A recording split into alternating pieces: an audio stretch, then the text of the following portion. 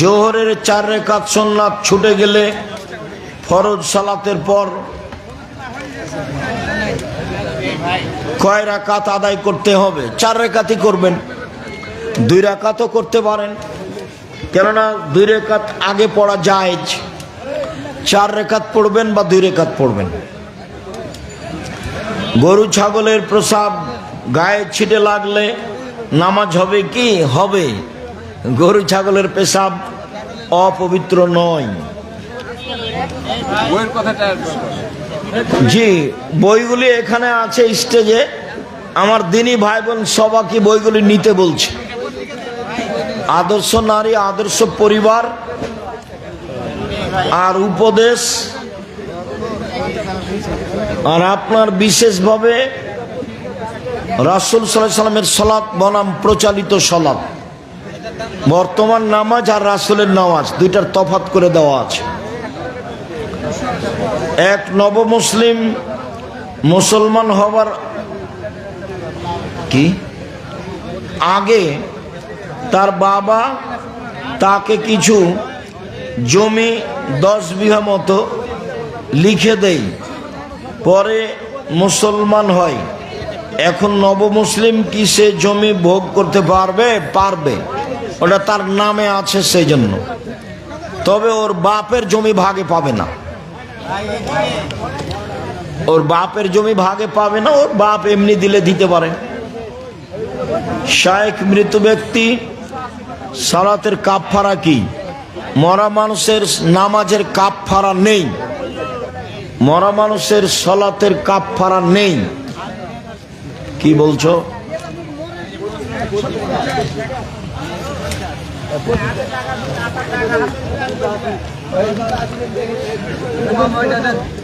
মসজিদের ভিতরে কবর চিহ্ন করে দেওয়া থাকে, মসজিদের ভিতরে নামাজ হবে কি? হবে না। মসজিদের ডানে বামে পশ্চিমে পূর্বে কবর থাকলে সে মসজিদে সালাত হবে না। মসজিদ ভেঙে ফেলতে হবে, স্থানান্তর করতে হবে, অন্যথায় কবর সরাতে হবে।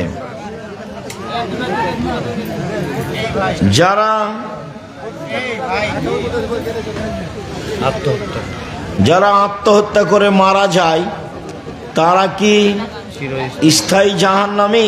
নাও হতে পারে, আল্লাহ তাকে মাফ করতে পারেন।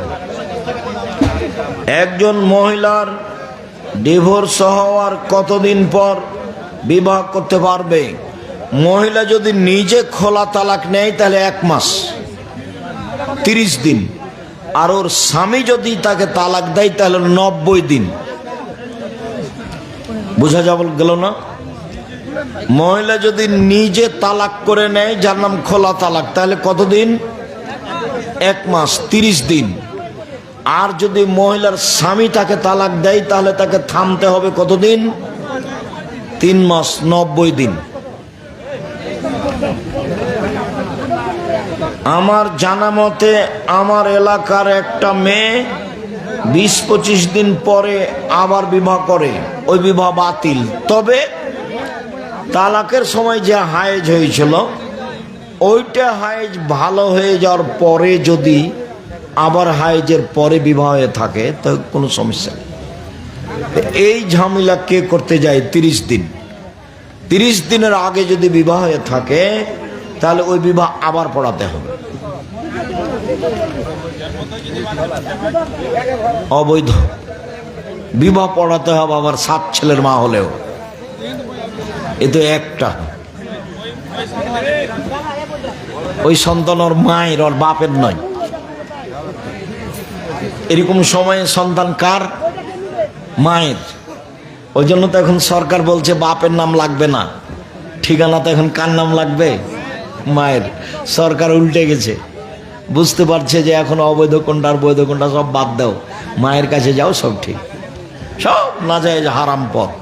তবে আল্লাহ রসুল বলেছেন যার বাপ প্রমাণ হবে না ওই মায়ের সন্তান ওরই হবে, তখনও বাপের পরিচয় দিয়ে থাকতে পাবে না। আমাদের এলাকায় মসজিদের আম বাগান অগ্রিম বেচা কেনা হয়। অগ্রিম বেচে কিনা হারাম, কাবিরা গুনাহ। অগ্রিম বেচা কেনা হারাম, কাবিরা গুনাহ। বাগানই তুলে দেন, অন্য চাষ করেন, বেগুন চাষ করেন। আমার বাচ্চা হয়েছে 7 দিনের দিন, আঁকিকে দিয়েছি এবং মাথা নেড়ে করেছি। এখন তার চুল সমপরিমাণ চাঁদির টাকাটা কাকে দেব? ফকিরকে দিয়ে দিবেন।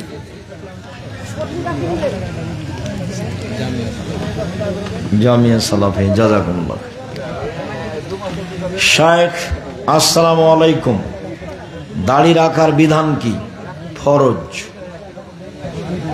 বর্তমানে কিছু কি গো, এই দাড়ি ছোট করে রাখি মুষ্টি তো হয়ে গেছে।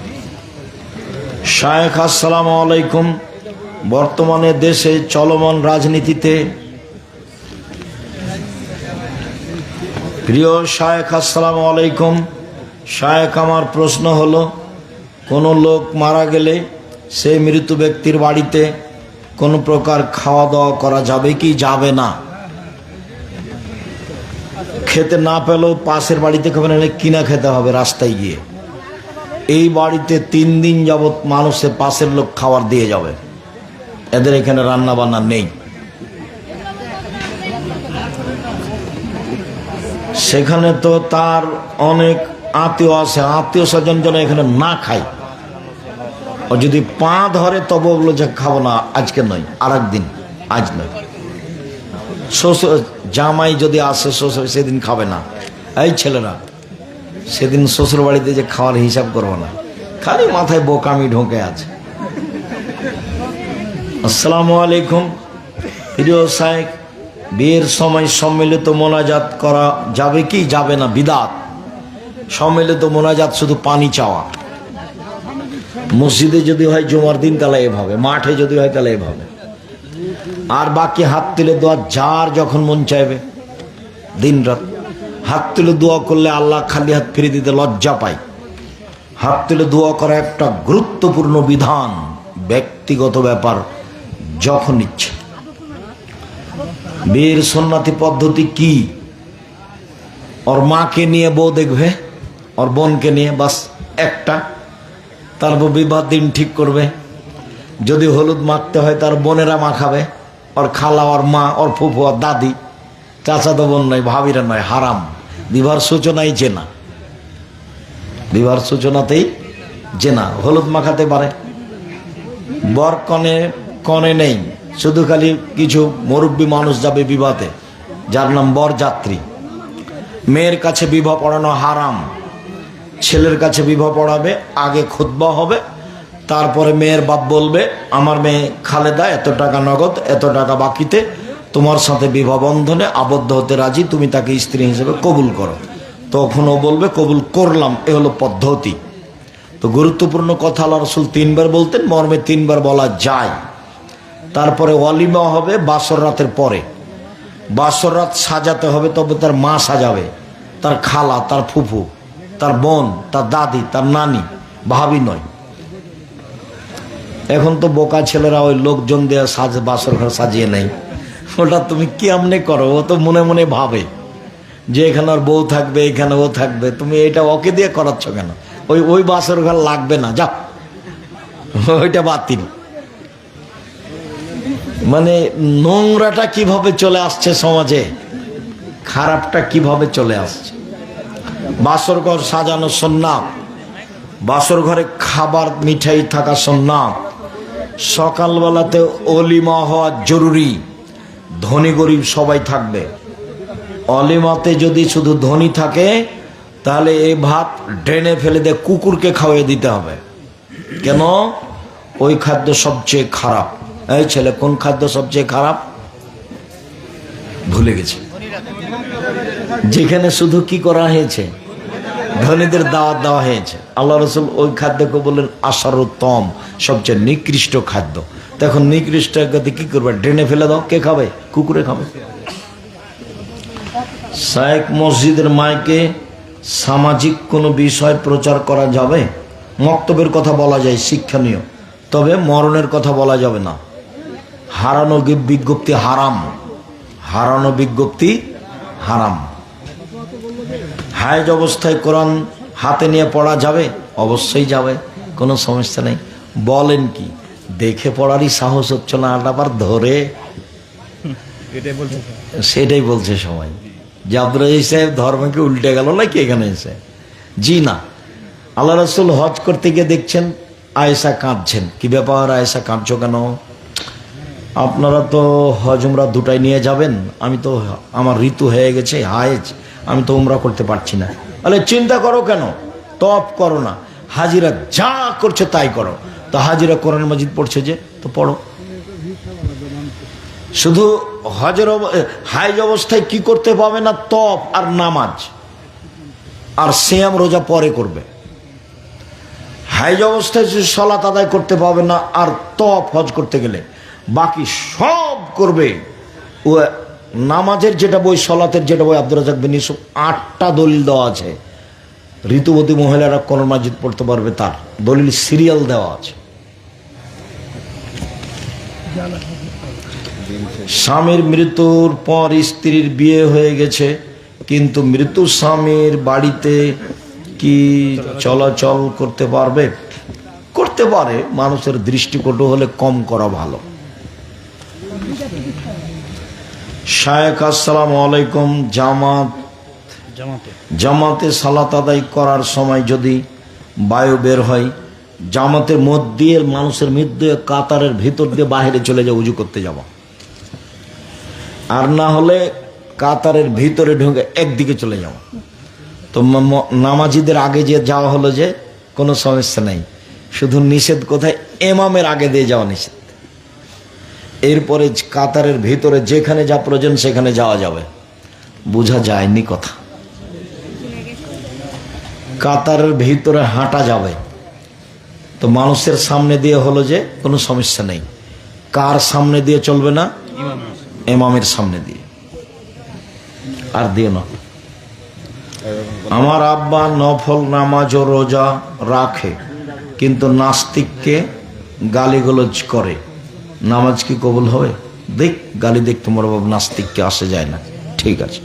নাস্তিককে থামাইতে পারে না তো গালি দিয়ে মিটিয়ে নিয়েছে সাথ, ঠিক আছে, সমস্যা নেই, চিন্তা করো না। তো কম গালি দিতে বলো। শুক্রিয়া, জাযাকুমুল্লাহ খায়ের। সবাই বই পুস্তক সাথে নিয়ে যাবেন। ওই যেটা সলাতের উপরে, নামাজের উপরে যেটা বই, সেটাতে ঋতুবতী মহিলারা কোরআন মাজিদ পড়তে পারবে, তার 8টা সিরিয়াল দলিল দেওয়া আছে। সম্মানিত দিনী ভাই বোন, আপনাদের সকলের কল্যাণ কামনা করি। আল্লাহ যেন আপনাদেরকে হেফাজতে নিরাপদে রাখেন। আমার একটা কথা মনে রাখেন, 5 ওয়াক্ত সালাত, এটা যেন আপনার কাছ থেকে ছুটে না যায়, অন্তত ফরজ। আর রুজি উপার্জন করতে হবে হালাল, কম হোক আর বেশি হোক। আর কোরআন তেলাওয়াতে অভ্যাসী হতে হবে, আড্ডা পিটা হারাম। আল্লাহ তুমি আমাদের কবুল করো, যারা মারা গেছে তাদের কবরের শাস্তি মাফ করো, যারা অসুস্থ তুমি তাদের আরোগ্য দান করো, যারা আমরা বেঁচে আছি তাদেরকে তোমার রাসূলের পদ্ধতি অনুযায়ী চলার তৌফিক দান করো। এই দাবি, এই দোয়া তোমার দরবারে রেখে আজকের আলোচনা এখানে শেষ করলাম। সুবহানাকা আল্লাহুম্মা ওয়া বিহামদিকা আশহাদু আল্লা ইলাহা ইল্লা আনতা আস্তাগফিরুকা ওয়া আতুবু ইলাইক। আসসালামু আলাইকুম ওয়া রাহমাতুল্লাহ।